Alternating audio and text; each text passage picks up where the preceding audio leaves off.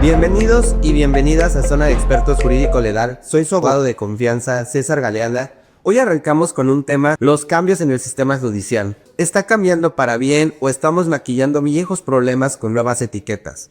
Y para hablar de esto, les presento a nuestra invitada de lujo, la maestra Paulina Acevedo, abogada litigante y académica. Paulina ha participado en procesos claves de formaciones judiciales, conoce desde dentro del sistema y no tiene miedo a decir lo que piensa, siempre con sustento y con una visión humana del derecho.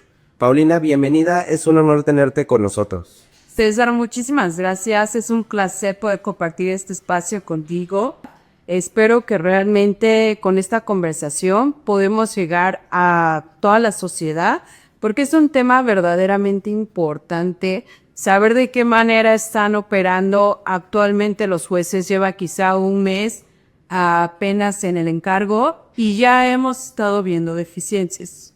¿Tú qué opinas que ha sido el cambio más relevante o del cual podemos partir en relación a cómo se están eligiendo estos nuevos jueces? Fíjate que en esa tesitura lo que he observado puntualmente, revisando algunos currículums de mis colegas, los mismos están publicados en la página oficial del INE y me preocupa mucho esa parte de que haya compañeros que, por ejemplo, hayan egresado apenas en 2019, ¿no? Estamos hablando de que es un abogado que tiene de experiencia 6 años, César. Imagínate poner en manos de una persona quizá inexperta, porque en ningún momento estoy menospreciando al colega y mucho menos, ¿no? Pero sí es importante señalar que ocupar un encargo, ya sea de juez, magistrado, pues requieres de una experiencia, una tenacidad, una formación específica. ¿A dónde vamos a llegar si estos nuevos jueces, juzgadores, no tienen esa pericia, esa experiencia?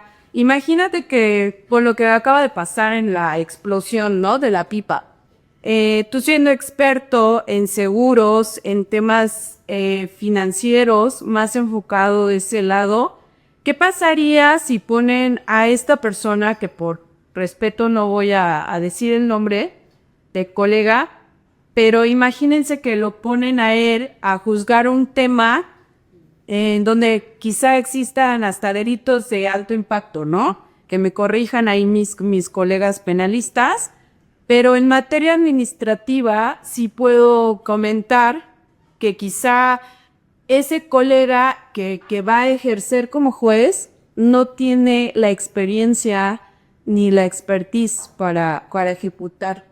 ¿Cuáles crees que son los puntos claves que debe de tener una formación para tomar un cargo de esa magnitud de responsabilidad?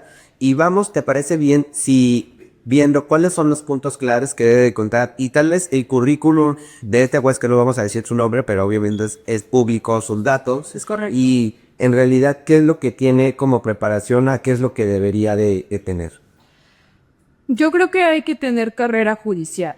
O sea, no es las propuestas que ellos están señalando, incluso me parecen en cuanto a las palabras que manejan muy básicas, ¿no?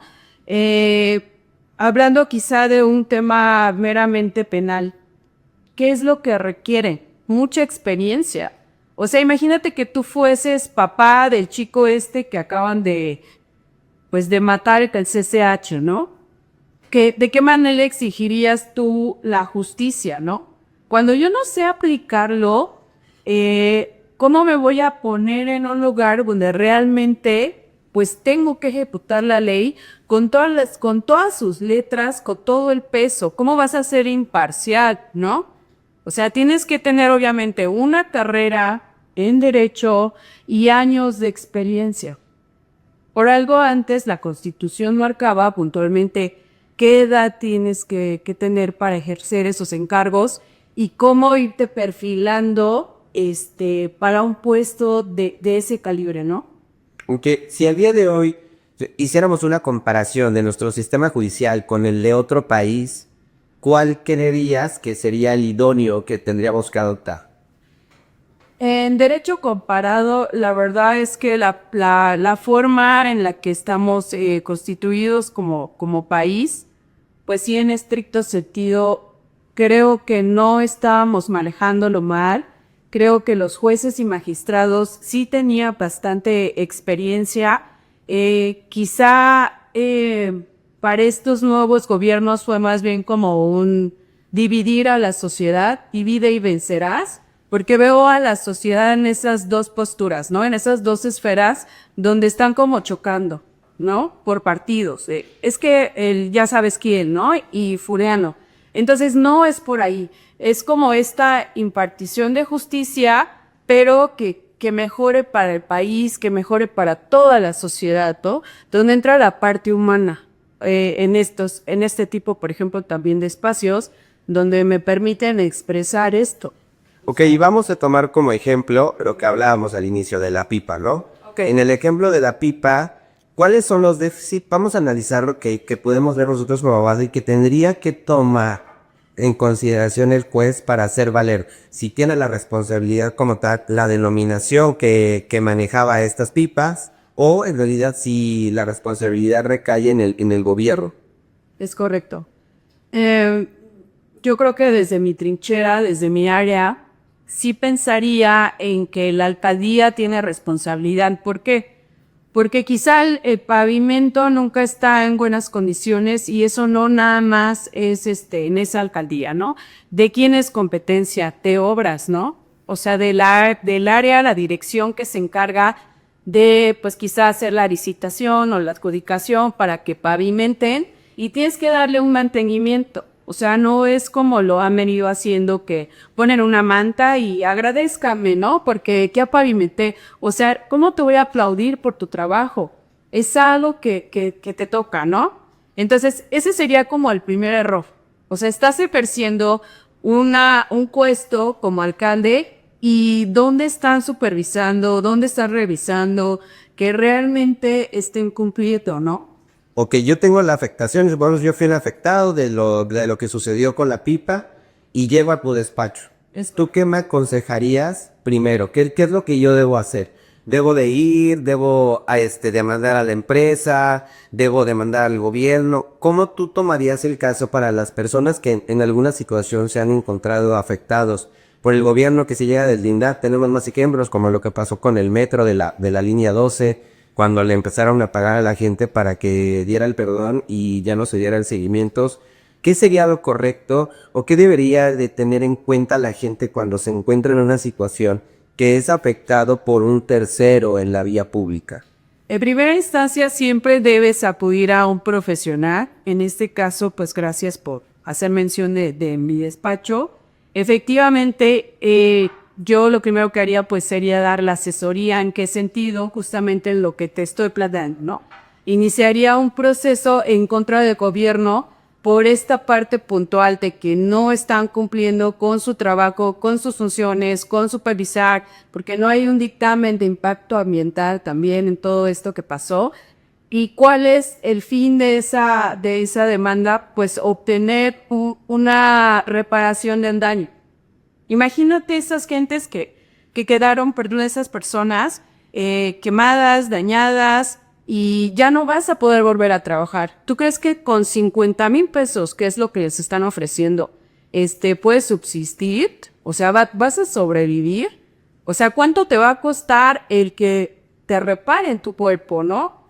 Ahora, ¿qué pasa con el equipamiento en hospitales? O sea, yo me pregunto porque fue precioso ver estos helicópteros ahora en el desfile que son equipo militar utilizado para cuestiones de incendios, ¿no?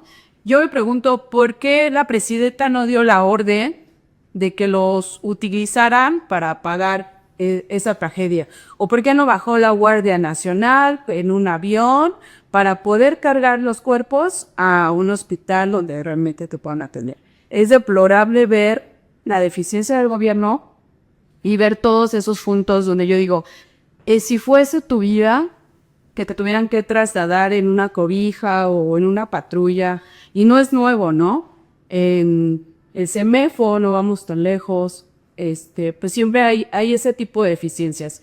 Entonces, lo importante siempre es que se asesore con un experto, y en este caso yo sí procedería legalmente contra el gobierno porque tiene que repararme el daño, porque posiblemente una de las causas fue que el camión se volteó porque el pavimento no estaba de manera adecuada. Eso es solo un punto. Si tocamos la parte donde quizá tú eres experto, si la pipa traía unos seguro, si permitieron hacer un dictamen en tránsito terrestre, todo eso engloba un acompañamiento legal que pues nos va a permitir realmente determinar cuál sería el costo, la cuantía de la vida de una persona. Es que justo, o sea, desde un punto de vista de seguros del área legal, te tienes que apegar directamente a tu condicionado general, y dentro de tu condicionado general se va a determinar si tú vas a cubrir o no vas a cubrir ese daño. ¿Por qué? Porque podría estar respaldado por otro seguro, tal vez no tenías vigente la póliza, tal vez infringiste alguna normativa que tenías que haber cumplido. Entonces, en realidad aquí es muy triste, pero siempre la aseguradora va a ver la manera en la que se va a deblindar de este tipo de situaciones, o que no lo va a cubrir, tal vez la cuantía que tenían contratada no era la adecuada. Existen ciertos medios por los cuales, si no te apegas a lo que es el condicionado general de la póliza, no se va a poder cubrir o no vas a tener cobertura para este tipo de actos. ¿Qué es lo que pasa aquí cuando tú no llegas a tener cobertura? Lo que sucede es que tú vas a dar la negativa y la empresa va a tener que responder en frente de todas las personas que estén generando su denuncia. Y de ahí sí, como tú bien lo mencionas, ya tendría que terminar la empresa y también el gobierno quién va a ser responsable de los actos y quién va a pagar. Pero en realidad, como seguro, tú tienes que verificar que sí esté dentro de las condiciones generales. Y si no, en realidad, con toda tristeza no lo vas a poder. Y súper importante esto que señalas. Ahora yo te hago otra pregunta, ¿no? En este aspecto, por ejemplo, si yo fuese dueña de esa empresa y, bueno, vengo y te expongo que no tengo la póliza, ¿hay alguna figura, hay algún seguro adicional o ya no hay nada que puedan como hacer? En definitivamente me llevarían a la cárcel, ¿Qué pasa aquí de ese lado? Desde el lado del seguro, en realidad ya no habría ningún tipo de cobertura. O sea, tú como aseguradora tienes cómo demostrar el deslinde. De hecho, lo tienes que dejar por escrito, y podrían ejercer presión si inician un procedimiento de que no estamos cumpliendo conforme a lo que nosotros les proporcionamos dentro del condicionado general de la póliza. Pero en realidad, yo si veo que tú no cumpliste con algo, lo que haría como abogado de la aseguradora es hasta mandarte a notificar con corredor público para que quede constancia del por qué nosotros estamos deslindando y no estamos generando la cobertura del acto. Ahí sí, como representante legal, tendrías que o tener una cobertura secundaria, tal vez, que podría llegar a cubrir esto con un broker que se llama todos los seguros, o si lo hiciste por aparte. Pero si no llegas a tener tampoco esta cobertura secundaria, sí tendrías que tener cierta responsabilidad con las personas en conjunto con el gobierno de la Ciudad de México. Y, por ejemplo, también quizá en el ámbito laboral, ¿no? La persona que falleció, que iba manejando, que era empleado de la empresa, pues evidentemente también tiene que recibir una cobertura por parte de la empresa, que es diverso a lo que estamos señalando de las pólizas, ¿no? Exacto, que ahí ya tal vez tenían dentro de su contrato laboral, tenían sus beneficiarios del IX, tenía como tal también alguna prestación adicional, que tal vez un seguro de vida, que ahí sí tendría toda la cobertura del seguro de vida. Pero sin embargo, esto va a depender de lo que se tenía contratado en su momento adicional, como prestación adicional, o si no, solamente el proporcionarle lo que corresponderían los beneficiarios de el seguro social, ¿no? Correcto. Ok. Oye, Pau, ¿y tú qué considerarías importante que tienen que capacitar a los jueces, o qué sería relevante para que de esta forma, si ya ahorita se eligieron jueces que no cumplían con ciertos perfiles, qué sería importante tener ahí? Bueno, en este en particular nos está señalando que se tituló en 2019. Posterior a ello, pues solamente tiene un cargo como asesor legislativo, y en un mes del junio del 23 a agosto. ¿Cuántos meses son? Estuvo como oficial judicial C, posterior a ello como secretario particular en un tribunal colegiado. Y bueno, después tiene un encargo también muy corto a la actualidad en un ámbito meramente administrativo. Entonces estamos hablando de que tiene pues 3 puestos, 3 encargos ha tenido de trabajo. El 19 lexico. Sí. Ajo. Entonces, yo creo que sí es grave esta parte, porque hay que retomar rápido todos los juicios, ¿no? Por ejemplo, en el caso de la materia familiar es algo que está extremadamente rezagado, ¿no? Yo tengo procesos que lamentablemente están desde el 2019, estoy en 2025 y no han emitido una sentencia firme. Platícanos un poquito, obviamente sin tocar datos personales, de uno de estos casos, del por qué se ha ido retrasando o qué es lo que ha afectado o ha utilizado esta contraparte que ha retrasado el tener una sentencia firme. Pues mira, en primera instancia, en particular, estamos hablando de una pensión alimenticia para un menor. El proceso se inició en 2019 y extinguen ese juzgado. Entonces, ¿qué pasa?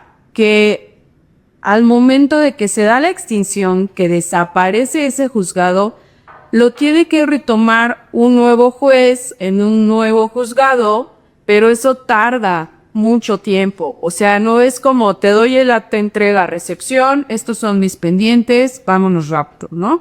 Sino que tardan en hacer esa extinción y obviamente eso va retrasando el proceso. ¿Por qué? Porque uno como abogado que estás en el campo, pues no nada más es como de ir y pararte ahí, ¿no? Hay que estarle dando seguimiento, hay que estar diario, hay que tener colegas pasantes que estén verificando qué es lo que están haciendo, leer, tener conocimiento de la ley. Y todo esto pues entorpece ese avance, ¿no? Estamos hablando de que cuando se inició el proceso, el menor entró a la primaria, ya la va a terminar y el juez no ha podido determinar cuál es la pensión que se le va a quedar como definitiva. Entonces, evidentemente, yo me pregunto cómo va a solventar un juez que a lo mejor has estado en encargos que no tienen nada que ver con cuestiones meramente pues de litigio, ¿no? Alguien que a lo mejor he visto de los demás currículums que también tiene quizá muchos cursos, ¿no? Pero no es lo mismo tener un curso que tener una maestría, que tener un doctorado. Ajá. Y no podemos ser como todólogos. ¿Tú qué opinas? A ver, Pau, ¿tú cuántos años llevas litigando? Yo llevo 15 años ejerciendo el litigio y he estado también en parte en la administración pública. Entonces, conozco un poco de cómo se maneja el país. De estos 15 años que tú has estado litigando, también, otro tipo de cambios o de las tecnologías han apoyado al sistema judicial o que lo ha beneficiado. ¿Tú qué considerarías? Por supuesto que ha beneficiado porque tenemos que ir avanzando, o sea, no nos podemos rezagar ni quedar atrás. Pero dentro de las mismas propuestas, una de las jueces que pues ya están en su encargo señala que ella va a hacer mejoras como parte de sus propuestas en el hecho de que se hagan las notificaciones por correo electrónico. Entonces, yo pregunto a todos mis colegas que me están escuchando, ¿qué tan complicado es hacer una notificación cuando el cliente se te esconde, cuando resulta que no está ahí? ¿Realmente se va a pegar a derecho esa notificación? ¿Cómo voy a saber, por ejemplo, si yo te mando un correo que te estoy notificando algo meramente, pues, judicial, ¿no? ¿Cómo vas a verificar que efectivamente está en mi bandeja? O sea, que tú como juez me estás notificando que venga un proceso. Ajá. Es que también mucha gente, ¿no? Para dejar un pequeño contexto, Sí. en ocasiones también es muy buena estrategia el que tú no recibas la notificación porque vas a ganar mayor tiempo en hacer tu estrategia legal y obviamente esto también le va a ayudar en algunos casos a tu cliente. Entonces, esto también podría llegar a ser una estrategia por parte del abogado. Yo me acordé de un caso, a ver tú qué nos cuentas al respecto de cuál ha sido la más chistosa que has tenido, Pau, pero no sé si le acuerdas de uno que llegaba, uno que se daba la vuelta con las flores y decía, las flores del patrón, las flores del patrón, y llegaron varios agentes y con una chava llegaron y le entregaron las flores del patrón y en ese momento agarraron y se metieron todos los judiciales y la agarraron, la privaron de la libertad y continuaron el proceso. Entonces, como esas, ¿cuál ha sido la que te ha tocado más simpática? Pues yo creo que simpática ha sido como en cuanto a notificaciones, pues siempre han de alguna forma, como dices, ¿no? Implementado ahí alguna estrategia. Sí, algún momento, no debería de decirlo, pero lo voy a meter. Puede que es empresa que se dedica justamente como a repartir, no voy a hacer comerciales tampoco, pero fue por ahí, o sea, la idea fue como, oye, vengo a dejarle este paquete a César Galeana. Entonces salió a recibirlo y ahí fue donde, ¡pum!, entramos, ¿no? Así de, ¿qué crees? Sí, pero aparte te voy a entregar tu notificación, ¿no? Entonces, a veces uno hace valer pues el derecho, pero de alguna manera, pues, encuentras la forma, ¿no? Porque quizá la ley te marca algo muy específico, pero la realidad es otra. Entonces, enfrentarte a este tipo de conflictos es justamente por eso, ¿no? O sea, como un juez con tan poca experiencia, y como tú bien dices, y también ellos señalan, oye, yo sugiero, otra juez también menciona, que los magistrados y jueces tienen que estarse capacitando.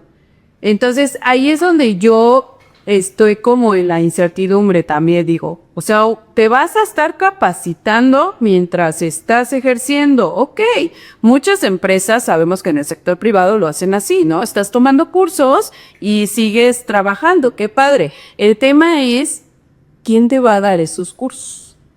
Eso sí. Mira, vamos a hacer ahora una dinámica.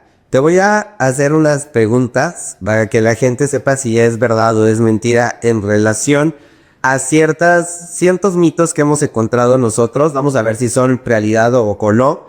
Y mira, la primera dice lo siguiente, Pa. Dice, liberaron a un culpable porque el Ministerio Público escribió mal su nombre. ¿Esto es verdad o es mentira?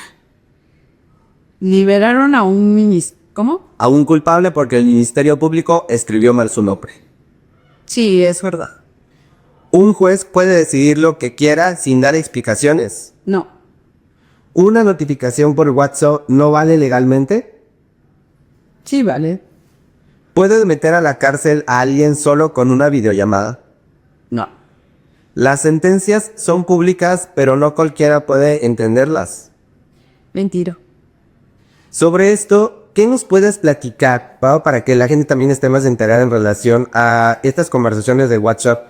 ¿Qué pasa mucho y es muy común y esto también es importante en el avance que ha tenido el sistema judicial en relación a pruebas, obviamente tecnológicas, que se han implementado por las comunicaciones que tenemos al día de hoy? Del tema de WhatsApp, ¿tú qué opinas de este tipo de personas que ha prestado hasta dinero, ¿no? De que le mandan un mensaje o algo a algún amigo o que eran amigos y ya no, y que en ese momento le dijo, oye, ¿sabes qué? Préstame, y después ya no le pagó y quiere ejercer alguna acción. Yo creo que sí se puede crecer. Yo creo que hace una prueba plena. ¿Por qué? Porque es un servicio de mensajería, ¿no? De texto. O te dejas registrado a lo mejor cierta intimidación. O yo te dije, sí, te presto 1,000 pesos y luego no me los quieres devolver. Entonces, por supuesto que se utiliza en materia familiar, por ejemplo, lo usan mucho cuando hay violencia familiar, ¿no? Entonces, se exhiben todos los mensajes de texto porque pues queda, digamos, como lo señala la misma empresa, ¿no? Cifrado de extremo a extremo. O sea, no lo estás como manipulando ni mucho menos. Entonces, sí creo que es una parte muy importante, pero estamos deficientes todavía. Creo que nos falta experiencia quizá en ciberseguridad, en cuestiones donde la gente, como dices, te ofrecen un crédito y ya porque le piqué, me robaron todos mis datos, me robaron mi identidad. O sea, pasan una serie de cosas que ahí también a dónde acudes o qué haces, ¿no? Entonces es importante estar todo el tiempo actualizados, a la vanguardia, sobre todo en estos temas donde están estafando a mucha gente, ¿no? Que te ofrece créditos como muy excesivos. Y algo súper importante, y ahorita rápido, que es importante que lo mencionemos, el tema de los límites de transferencias bancarias que tenemos que realizar, que tenemos todos hasta el 30 de septiembre para poder actualizarlo dentro de nuestras bancas. ¿Tú qué opinas al respecto de esto? Mira, yo te diría un punto de vista en relación a dejarlo amplio. Sí, o sea, todo el mundo queremos no limitarnos a 12,500 pesos a una transferencia al día, ¿no? Pero también, como medida de prevención, salvo tu mejor opinión ahorita, tú qué nos dices al respecto, pero en realidad también esto va a ayudar mucho al tema de prevención de fraudes cibernéticos que ha tenido la Comisión Nacional Bancaria y de Valores que se ha presentado mucho el día de hoy. ¿Qué es lo que pasa muy seguido? Y a nosotros nos toca mucho. Llega mucha gente que le robaron el NIP, que como tal entraron a su cuenta y se la vaciaron en cuestión de minutos. ¿Qué es lo que pasa? Tu institución financiera dices, yo tengo un contrato, dentro de este contrato yo tengo autorizado como tal la firma electrónica y te manda como tal un login y con eso ya quieren acreditarlo, ¿no? De cómo se hizo la transacción. Pero en realidad no tiene un fondo. Como medida preventiva, consideraría que nos podría ayudar a frenar un poquito eso. Obviamente, hablando de límites, te podría decir un banco que está dejando por transferencias diarias 500,000 pesos, 2,5 millones de pesos al mes para transacciones. Obviamente, pues eso lo hace ya la empresa o cierto porcentaje de la población. Esa en México no es como muy común, pero en realidad, ¿tú qué opinas de esta medida que está tomando las instituciones financieras y que está obligando a la comisión como tal? Yo creo que sí debe ser aplicable, toda vez que, como está señalando, yo creo que no el grueso de la población hacemos lamentablemente transacciones de 2 millones diario, ¿no? Entonces, normalmente cuando son operaciones muy grandes, creo que está dentro de la parte financiera de la empresa, ¿no? Y hay alguien ahí que se encarga de hacer como esos movimientos. Entonces, bueno, si la banca ya te está señalando que puedes poner el límite, en ese caso, pues posiblemente sí, pues había que verificarlo, verlo y demás. Pero para nosotros como particulares me parece una buena medida. Yo sé que quizá es un poco tedioso, pero también hay que ser realistas. O sea, ¿qué pasa con alguna persona, por poner otra vez un ejemplo? A mí me encanta poner ejemplos, que espero que no pase, pero que te secuestran, ¿no? Entonces, el banco que tiene tu biométrico, tu rostro, y entonces si te secuestran y con eso de que ahora estamos todo el tiempo con el cel en la mano, pues ¿qué pasa? Lo hacen de inmediato, te roba tus recursos y ahí ¿qué haces? ¿Cómo procedes? Entonces, evidentemente, si yo ya tomé la determinación de dejarlo a que solo pueda mover 12,000 pesos, quizá la afectación para mí frente a ese secuestro o ese robo, pues va a ser menor, ¿no? No sé si también tiene que ver con transparentar esta parte de los recursos, ¿no? De cómo estás moviendo, pues, toda tu cuestión financiera. ¿A dónde lo estás como dirigiendo? Claro, sí, también hay un fondo adicional, pero como bien lo mencionas, para los casos que han tenido ustedes también dentro de los juzgados, yo creo que ayudaría mucho si han llevado temas en relación a que estén privados de la libertad y por ende les quiten los recursos. Creo que sí beneficiaría, ¿no? Yo creo que sí es un buen beneficio. Y Pau, ahora platícalos desde el lado de la gestión pública. ¿Tú qué considerarías que tal vez la gente podría mejorar para tener ciertos trámites más rápido en relación a lo que tú llegaste a ver en su momento? Que platicas un poquito, que también viste, por favor. Bueno, la verdad es que creo que el Estado de México es pionero en unas cuestiones digitales que nos permite, por ejemplo, si hablamos de trámites meramente administrativos, vayamos, por ejemplo, al tema de las placas, ¿no? Me parece que es algo muy eficiente, muy rápido, porque haces desde aquí de mi laptop un pago y ya me dicen en tal día vienes, solo subes tus documentos y está todo verdaderamente pues cifrado, ¿no? Entonces la idea es ir hacia allá, empezar como a mudarnos, a ver ese reflejo donde yo diga, espero que con estas reformas y con estos nuevos jueces que van a ocupar los encargos, pues ya digitalicen al 100% todos nuestros juicios, que implementemos, que ya lo están haciendo, todo a través de pues la firma, que los procesos avancen de una manera pues más idónea, ¿no? O sea, hay que ayudarnos de estas herramientas para poder obtener una justicia, digamos, más eficaz, más eficiente, más transparente. Ya lo hacemos, ¿no? Hay algunas plataformas, pero siento que pues sí hay muchas mejoras que hacer, hay mucho que pues avanzar en ese aspecto. Y otra vez recuerdo por ahí a otra juez que señala que parte de las mejoras que ella propone es que las sentencias sean publicadas en medios de comunicación, ya sea como Facebook o este tipo de plataformas. Yo creo que ahí sí no estoy 100% de acuerdo con esta situación. Algunos versan cosas como que, bueno, las sentencias sean más cortas, escuetas, y ahí tampoco estoy de acuerdo porque vas incluso a transgredir la Constitución, ¿no? Aparte donde te señala que toda autoridad pues tiene que fundamentar todos sus actos, ¿no? Entonces hay que tomar como la parte que realmente nos beneficia. O sea, para mí sería extraordinario que en este edificio que está en Bellas Artes no llegara uno y estuviese lleno de expedientes hasta el techo, ¿no? O sea, que todo fuera digital y realmente avanzarlo. Entonces, sí es un mundo abismal. No entiendo por qué, por ejemplo, la mejor el Tribunal Federal en Justicia Administrativa, que bueno, ahora ya nada más es Tribunal de Justicia Administrativa, quizás son los procesos más eficientes. ¿Tú qué considerarías que llevas 15 años litigando de solicitar una pensión anteriormente, una pensión alimenticia, al día de hoy en relación a que lo encuentren, lo notifiquen, que no exista como tal un problema intermedio, que se pueda llevar a cabo como tal el proceso correctamente en tiempos? ¿Tú qué considerarías? ¿Que ahora es más ágil el tener esta pensión o anteriormente era más ágil el poder obtener esta pensión?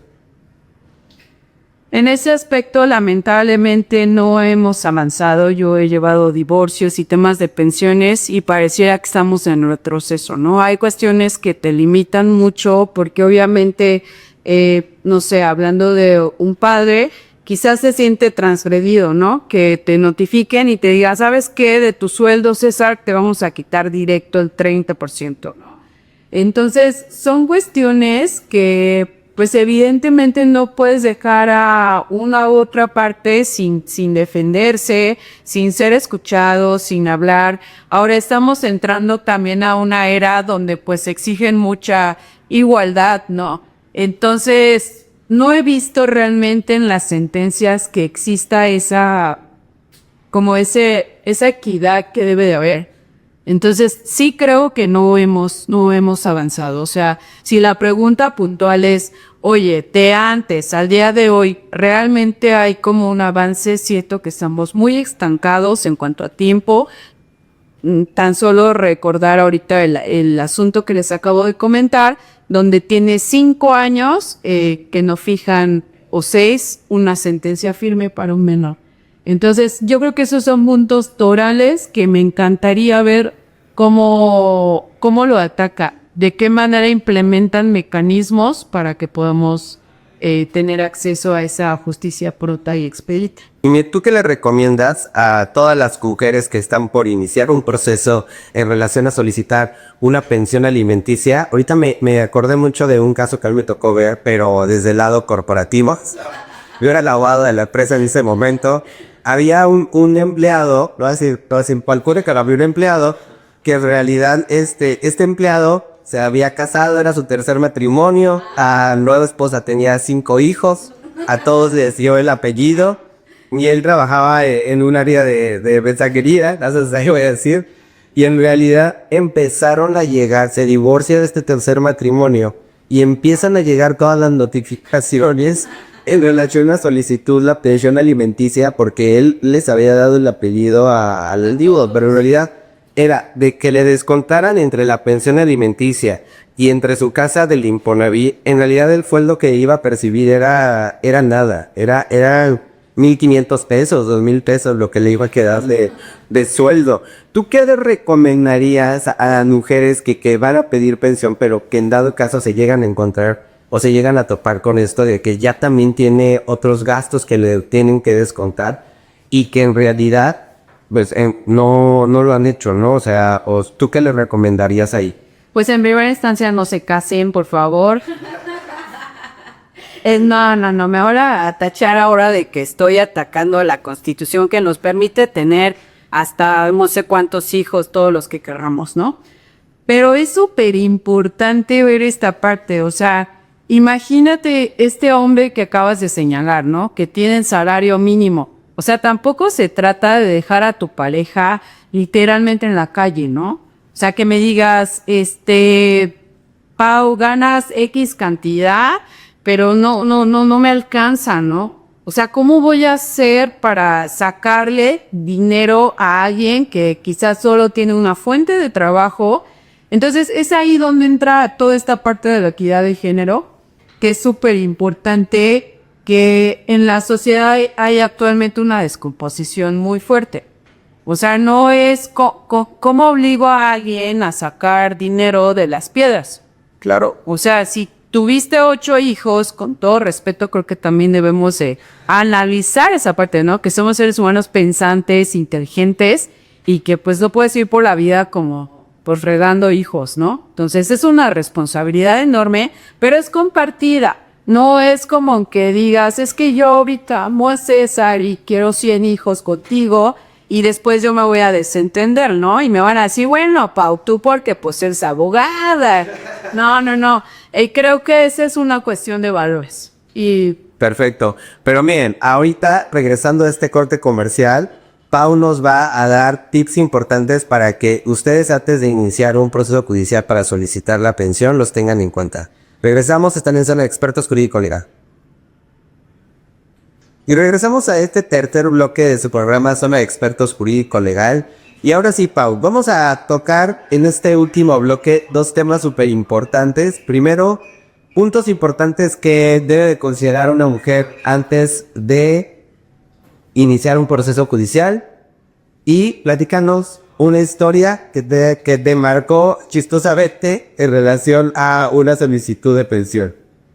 Correcto. Bueno, pues de nueva cuenta siempre deben acercarse con despachos que realmente estén, pues que tengan todas sus certificaciones, que realmente sean abogados. Lamentablemente, y no es por hacer a nadie menos, de repente encontramos personas que están alrededor de estos juzgados ofreciendo asesorías gratuitas, ¿no? Entonces, muchas veces me ha tocado que vienen de esas asesorías donde no te dan la orientación adecuada. Y entonces tu problema ya se convirtió en una bola de nieve más grande y es como ir al médico, ¿no? Me duele quizá la muela, pero no me atiendo o me quedo en un lugar donde es más barato. ¿Y qué ocurre? Mi daño va a ser quizá mayor. Y más que beneficiarte, pues al final del día vas a salir pues mayormente perjudicado. Entonces es importante siempre que tengan a un buen abogado de su plena confianza y que sea experto en la materia con el problema que ustedes van a atrapar. Y honesto, el decirles, oye, sí voy a poder recuperar tanto o la verdad no lo voy a poder recuperar porque juegan contra A, B y C. Y Pau, a ver, ahora sí que de historias, ¿qué nos podrías soltar? Bueno, pues en algún punto tuve un tema quizá de divorcio y eso me parece también pues garrafal, ¿no? hay colegas que de repente no nos actualizamos o no le damos la redacción adecuada a los escritos iniciales. Entonces, desde ahí estás viendo la calidad del abogado, cómo te está defendiendo. Entonces, de repente se avientan unos textos en materia familiar que todavía existe. Uno piensa que es broma, ¿no? Como un meme así, la infundada y temeraria demanda, y dices, no, eso solo es chiste en Facebook. No, es real. Es real que hay personas que todavía escriben poniendo, pues todo choro, ¿no? Y me violentó, ya me golpeó. Y entonces yo lloré y salí volando por allá. O sea, no hay necesidad de eso, ¿no? O sea, aquí es como plantea tu problema y pues te vamos a dar la solución adecuada. Entonces, bueno, creo que algo muy peculiar que me pasó en algún punto, tuve unos clientes, un cliente que igual por respeto no voy a mencionar los nombres, pero bueno, se estaban divorciando y entonces entramos como en un tema así, un conflicto verdaderamente grave, porque ya había como 5 carpetas de investigación. Tendemos como a mentir por atacar al otro, ¿no? Y eso está muy mal. O sea, alguien que te diga, no, sí, invéntale que te hizo esto, jamás. O sea, no hay necesidad no se dejen guiar por eso, porque también hay abogados que no separan la emoción, ¿no? O sea, imagínate que yo me pongo a llorar contigo, así de, qué triste, y te va a dar el dinero. O sea, no, hay que tener ese profesionalismo. Y sin embargo, bueno, mi contraparte logró que hicieran esas 5 carpetas de investigación. Entonces ya tenía yo al equipo penal en el despacho así de adable, ¿no? En toda la pelea. Acabó el romance. Se acabó el romance. Y entonces la mujer iba con un megáfono, imagínate, afuera de la casa a gritarle, ¿no? Que devuélveme las ollas, que esto o el otro. Y yo con llamadas a las 3 de la mañana. Es que, ¿qué hago? Es que ven a ayudarme, ¿no? Entonces dices, wow, o sea, imagínate el desgaste físico que conlleva todo eso, ¿no? Pero bueno, lo más impactante es que después de esas 5 carpetas, que pues cada carpeta tiene un costo, y obviamente, pues, el proceso familiar que se llevó, resulta que, ¿qué crees? Se quedaron con toda la mina. Es la última. Oiga, todo el circo maroma que se montó y al final, pues, se besaron de nueva cuenta en el juzgado. Me dijeron, Pau, no nos divorciamos. Entonces yo, ok, ¿no? ¿Y qué le va a pagar a mí? Así es. Entonces, imagínate, ¿no? Aparte, también pues se voltean y te dicen así como de, no, pues si ya no pasó, ya no te debo nada, ¿no? Entonces, ¿qué pasa ahí, no? ¿Cómo cobramos? No, y en realidad es muy cierto que la redacción, o sea, yo también me acuerdo de uno donde le ponía, estaba divorciando, pero era abogada y le ponía a ella mucho en el escrito inicial que lo había engañado con el taquero y que lo había engañado porque tenía problemita y y así. Entonces en realidad sí depende mucho como eso de la reacción, pero al final del día es incierto, no vamos a saber si se van a quedar, se van a separar. Ahora sí que el cliente ahí es el que manda. El que manda. Pues Pau, en verdad que agradezco mucho este tiempo, este espacio que te has dado para estar con nosotros, para compartir la experiencia que has tenido, tu opinión en relación a los jueces, a estos cambios judiciales que se han presentado. Por favor, compártenos, Pau, qué es lo que ve tu despacho, cómo te pueden encontrar, cuáles son tus redes sociales. Claro que sí, estamos como Acevedo y Asociados, firma legal. Nos encontramos en el World Trade Center, en el piso 28, y bueno, pues quedo a sus órdenes para cualquier asunto que quieran pues ver, y agradezco muchísimo de verdad que me hayas hecho la invitación. Estuve extremadamente contenta de compartir un poco del conocimiento y el trayecto que llevamos a cabo. Oye, Pau, ¿y alguna página, algún teléfono que quieras compartirnos o algún correo? Pues les dejo mi número telefónico, es 55 32 58 3408. Y bueno, obviamente todas las redes sociales, Facebook, Twitter, Instagram y demás, los encuentran como Acevedo y Asociados, a sus órdenes. Y hemos de compartirles que en realidad Pau es, ahora yo desde que la conozco ya estaba ejerciendo, nos conocimos en la carrera y ahí fue donde empezamos este camino de tantos años, Pau. De verdad que agradezco mucho tu tiempo y el haber estado con nosotros para compartirnos todo tu conocimiento. Ay, muchísimas gracias, corazón. Y aquí estamos para servir a toda la comunidad y de verdad te agradezco inmensamente la invitación. Bueno, pues espero les haya gustado nuestro programa. Recuerden que nos encontramos en Zona de Expertos Jurídico Legal y vamos a estar todos los miércoles proporcionándoles un tema legal, tanto yo como mis compañeros que formamos parte de Radio Mex. Recuerden que si también quieren que toquemos un tema en particular, estamos a sus órdenes. Por favor, déjenos sus comentarios y lo vamos a hacer. Que tengan un buen miércoles y nos vemos en nuestra siguiente emisión. Gracias.